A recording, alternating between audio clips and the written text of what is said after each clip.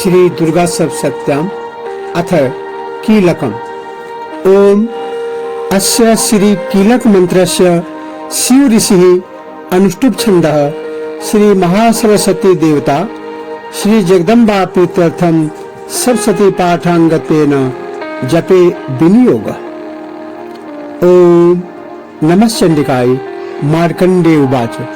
ओम विशुद्ध ज्ञान देहाय त्रिवेदी दिव्य चक्षुषे श्रेय प्राप्ति निमित्ताय नमः सोमार्धधारिणे सर्मे तद्विजानीयान् मंत्राणाम् अभिकीलकम् सोऽपि क्षेमम् आप्नोति सततं जाप्य तत्परः सीदयन्तु चात्मादीनि वस्तूनि सकलान्यपि एतेन स्तुतां देवी स्तोत्रमात्रेण सिद्ध्यति न मन्त्रो नौषधं तत्र न किञ्चिदपि विद्यते विना जापेन सिद्धयेत् सर्वमुच्चाटनादिकम् समग्राण्यपि सिद्ध्यन्ति लोकशङ्कामिमाम्भरः कृत्वा निमन्त्रयामास सर्वमेव मिदं शुभम् स्तोत्रं वै चण्डिकायास्तु तच गुप्तं चकारश समाप्ति न च पुण्यस्य तां यथाव नियन्त्रणम् सोऽपि क्षेमम् वाप्नोति सर्वमेवं न संशयः कृष्णायां वा चतुर्दश्याम् अष्टम्यां वा समाहितः ददाति प्रतिगृह्णाति नान्यथैषा प्रसीदति इत्थं रूपेण कीलेन महादेवेन कीलितम् यो निष्किलां विधायिनां नित्यं जपति संस्फुटं स सिद्धः स गणशोऽपि गन्धर्वो जायते नरः न चैवाप्त तस्य भयं क्वापि ह जायते नापमृत्यु वशं याति मृतो मोक्षमवाप्नुयात् ज्ञात्वा प्ररभ्य कुर्वेते न कुर्वाणो विनश्यति ततो ज्ञातैव सम्पन्नं मिदं प्रारभ्यते बुधै सौभाग्यादेश यत्किञ्चित् दृश्यते ललनाजने तत्सर्वं तत्प्रसादेन तेन जाप्मिदं शुभम् शनैस्तु जापमानस्मिन् स्तोत्रे सम्पत्तिरुच्यकैः भवत्येव समग्रापि ततः प्रारभ्यमेव तत् ऐश्वर्यं यत्प्रसादेन सौभाग्यारोग्यसम्पदः शत्रुहानि परो मोक्षः स्तूयते सा न किञ्जनैः। श्रीदेव्याः कीलक स्तोत्रम् सम्पूर्णम्। कीलक। ओम इस कीलक मंत्र का शिव ऋषि है, अनुष्टुप छंद है श्री महासरस्वती देवता श्री जगदम्बा के प्रसन्नता के लिए सप्तशती के पाठ के अंग के रूप में, तृतीय अंग के रूप में जप में इसका विनियोग किया गया है। दुर्गा सप्तशती में 6 अंग और 3 चरित्र हैं। उसमें पहला अंग कवच, दूसरा अर्गला, तीसरा कीलक और तीनों मूर्ति रहस्य मिलकर 6 अंग होते हैं। और पहला अध्याय प्रथम चरित्र, दूसरा से चौथा अध्याय तक मध्यम चरित्र और 5 से 13 अध्याय तक उत्तर चरित्र कहा जाता है। इन 6 अंगों के साथ महास्तोत्र तीनों चरित्रों का पाठ करने से मां भवानी जगदम्बा अपने साधक पर, अपने आराधक पर प्रसन्न होकर के मनवांछित फल प्रदान करती है। ओम नमः चंडिकाय। चंडिका देवी को नमस्कार है।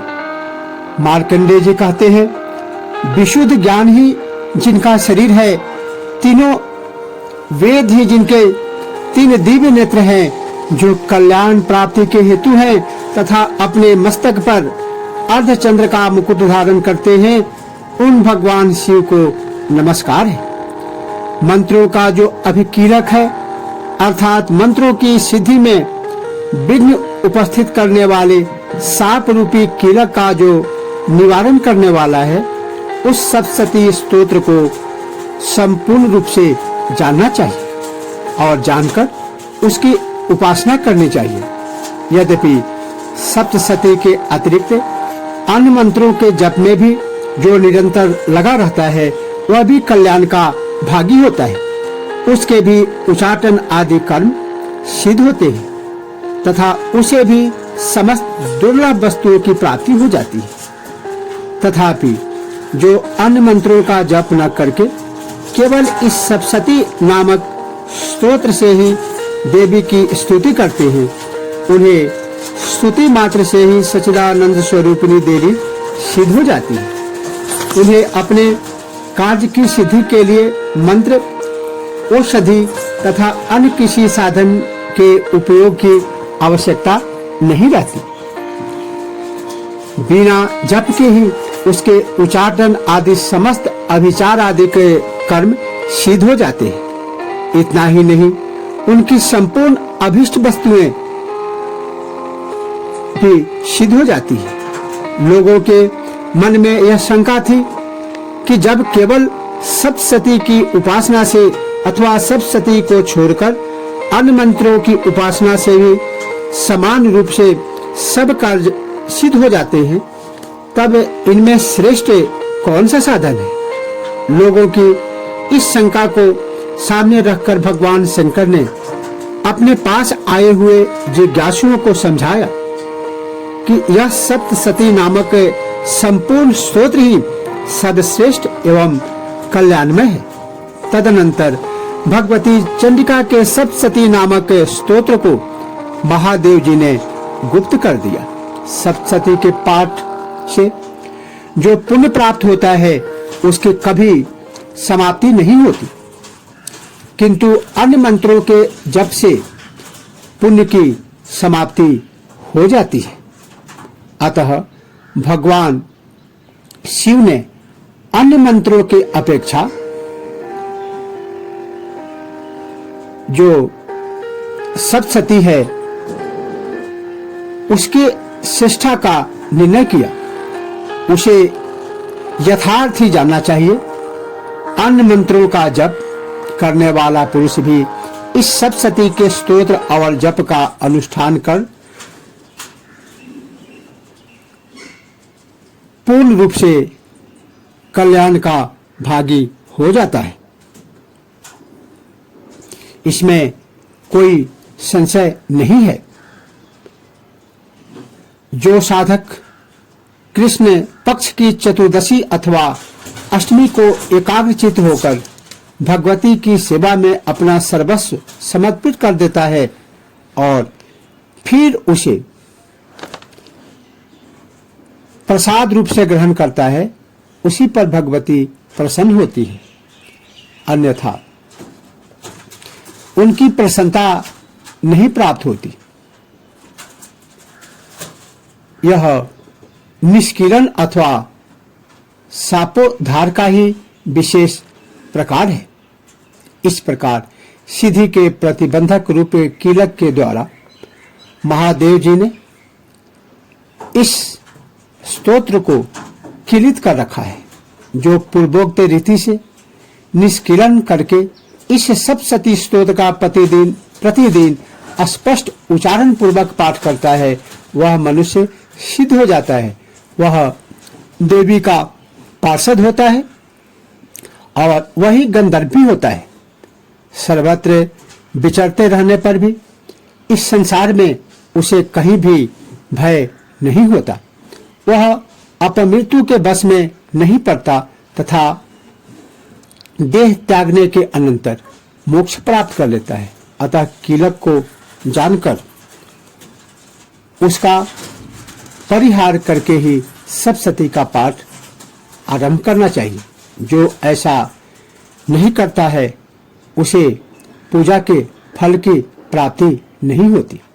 इसीलिए कीलक और निष्किलन का ज्ञान प्राप्त करने पर ही यह स्तोत्र निर्दोष होता है और विद्वान पुरुष इस निर्दोष स्तोत्र का ही पाठ प्रारंभ करते हैं।